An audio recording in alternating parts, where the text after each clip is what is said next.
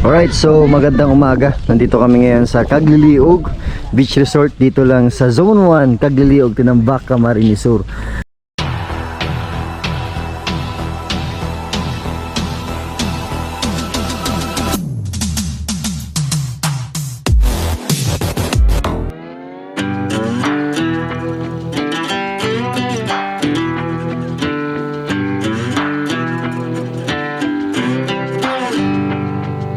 The further we move on from all those yesterdays, happiness gets nearer.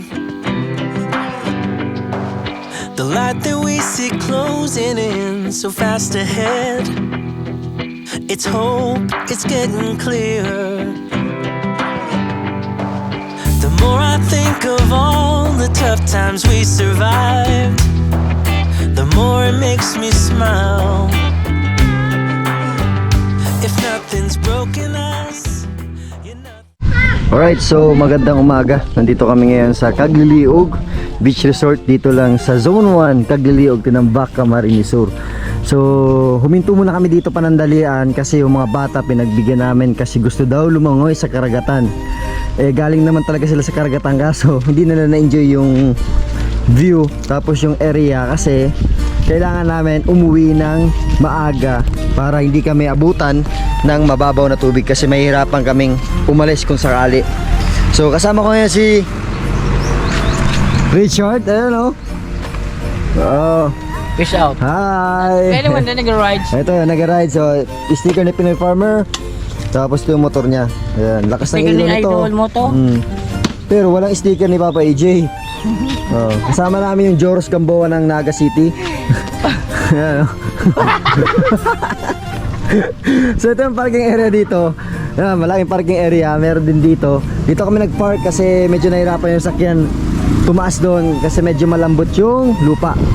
Ayan, so dito kayo magbabayad ng entrance. Ayan, in case na naghahanap kayo ng lugar na pwedeng puntahan dito sa Tinambak, pwede to. So, sana kayo. So bibili kami ng inumin dito, tubig sa loob. Kaya lang kumukuha si paring Richard ng pera niya. Ang gwapo, Terminator.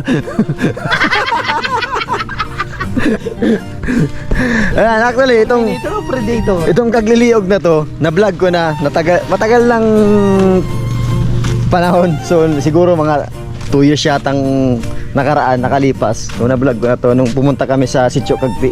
So nadaanan siya ng vlog ko. So dito lang yan sa Cagliliog. So dito kayo magbabayad ng entrance. Ano? Dama kayo kumasin man yan.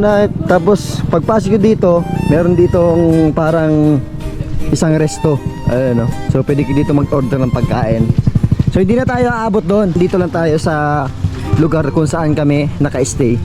So dito may mga bilihan ditong juice, kape. So kung magpapaluto kayo, pwede. Tapos may wifi din dito. Kasi dito sa lugar na to, halos wala talagang connection. Ayan. So may mga cottages pa dyan, may mga rooms. So dito naman yung mga cottages sa harapan ng karagatan. Ayan. So kasama ko ngayon si Joros Gamboa. Ayan, nag-audition to sa Star Circle Quest kaso hindi natuloy. Na LBM. LBM. So mga cottages siya, Cagliliog. Siguro maganda dito pag gabi. So nandito ang pwesto namin. Doon may tindahan, pwede kang bumili ng pagkain. So mamaya magpapalipad tayong drone.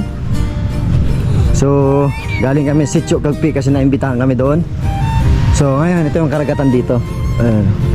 So kung makikita nyo may net kasi dito sa karagatan ng Tinambak madami ditong dikya. So ibig sabihin jellyfish na kung saan talagang delikado sa mga bata.